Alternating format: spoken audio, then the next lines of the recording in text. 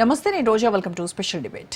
నోటికి ఎంత వస్తే అంత మాట్లాడడం, ఇష్టారాజ్యంగా వ్యవహరించడం, పూటకో మాట మాట్లాడడం, సమయం సందర్భం లేకుండా రెచ్చిపోవడం అమెరికా అధికార పార్టీ రిపబ్లికన్ నేతలకు సర్వసాధారణమైపోయింది.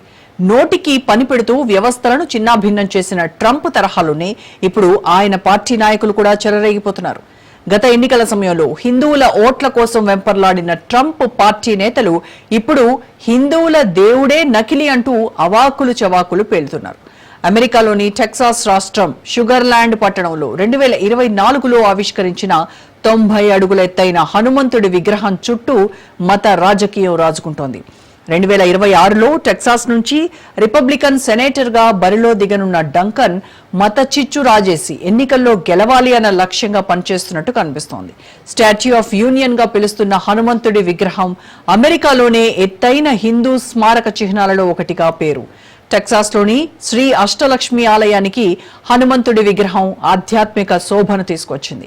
అయితే ఈ చిహ్నం టెక్సాస్ రిపబ్లికన్ సెనేట్ అభ్యర్థి అలెగ్జాండర్ డంకన్ చేసిన వ్యాఖ్యలతో రాజకీయ దుమారానికి కేంద్ర బిందువుగా మారింది. రిపబ్లికన్ డంకన్ ఎక్స్ లో పోస్ట్ చేసిన పోస్ట్ కలకలం రేపింది. టెక్సాస్ లో నకిలీ హిందూ దేవుడి విగ్రహాన్ని ఎందుకు అనుమతిస్తున్నారంటూ ఆయన మండిపడ్డాడు.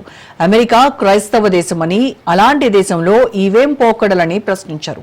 అంతటితో ఆగకుండా బైబిల్లోని నిర్గమకాండ 20:3-4 వచనాలను ఉటంకిస్తూ క్రైస్తవులకు వేరే దేవుడు ఉండకూడదన్నాడు. అమెరికాలో ఏ రకమైన విగ్రహాన్ని తయారు చేసుకోకూడదని పేర్కొన్నాడు.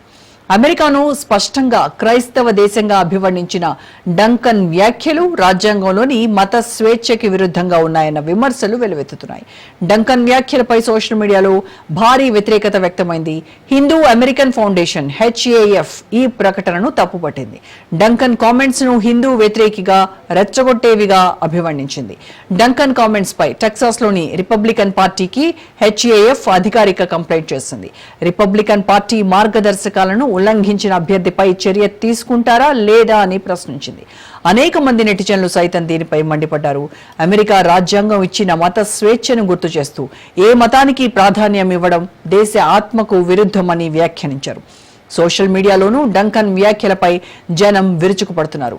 వేదాలు యేసు జననం కంటే 1000 సంవత్సరాల ముందే రాశారని, వాటి ప్రభావం క్రైస్తవ మతంలో కూడా ఉందని, అందువల్ల హిందూ మతాన్ని గౌరవించడం తెలివైనదని జోర్డాన్ క్రౌడర్ అని ఎక్స్ యూజర్ పోస్ట్ చేశాడు.